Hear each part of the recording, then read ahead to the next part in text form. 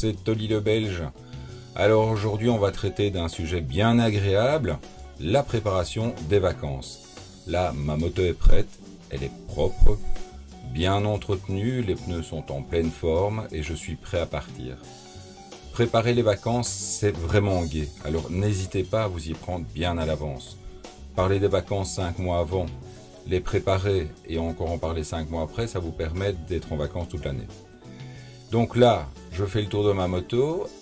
Premier élément de bagagerie pour un voyage, le sac de réservoir. Le sac de réservoir qui peut renfermer énormément de choses pratiques, mais également qui a au-dessus un porte-carte. Le porte-carte, évidemment, est là pour pouvoir seconder le GPS, parce que le GPS peut de temps en temps vous envoyer sur des routes assez particulières, quand il n'est pas très en forme. Dans ce sac, que mettre? Petit truc perso, moi j'y mets déjà 2 bouteilles d'eau congelées. De là, de préparer bien votre voyage à l'avance. Ça permet d'avoir toujours un peu d'eau fraîche sur soi. Et c'est vraiment agréable lorsque l'on s'arrête de pouvoir sortir ces 2 petites bouteilles qui restent fraîches tout au long de la journée. Autre chose, bien entendu, dans le sac, lunettes, etc.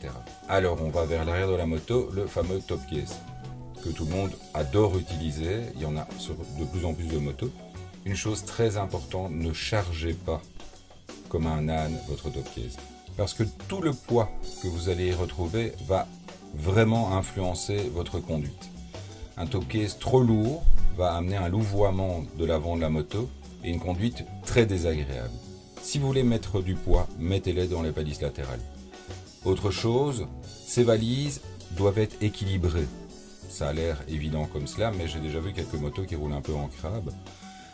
Donc n'hésitez pas à prendre une valise en main, une valise à la fois, de les peser et de voir qu'elles soient assez équilibrées.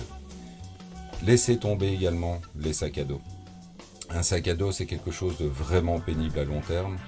Après 4 ou 500 bornes sur une moto, le sac à dos, vous risquez plus de le brûler ou de l'abandonner sur une aire d'autoroute que de l'utiliser réellement. Revenons-en au sac de réservoir. Dites-vous bien qu'il y a des ingénieurs qui ont travaillé longuement pour nous faire des choses très pratiques, alors utilisez-les. Vous avez par exemple la petite poche ventrale dans laquelle vous pouvez mettre ticket de payage, carte de crédit, etc. Une chose que vous devez faire avant de partir, c'est bien lire le livret de l'utilisateur. Ce livret recèle de plein de choses qui vont vous faciliter le voyage et surtout qui vont permettre de garder votre moto en bon état. Dans le cas de la FJR, vous avez par exemple les petits volets de carénage sur le côté qui doivent être ouverts lorsque vous partez dans de grosses chaleurs. Il y a également des préconisations de setting de suspension.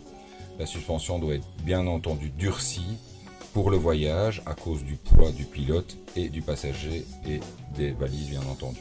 Même chose pour la suspension arrière pour pouvoir garder une excellente tenue de route. Et c'est important d'y penser avant et pas pendant que vous roulez, que vous êtes sur l'autoroute en train de louvoyer comme un âne.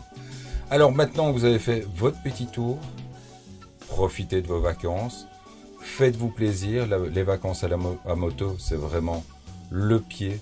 C'est quelque chose, ce sont des souvenirs qui seront définitivement ancrés dans votre tête. Et puis, comme on dit, bonne route les amis.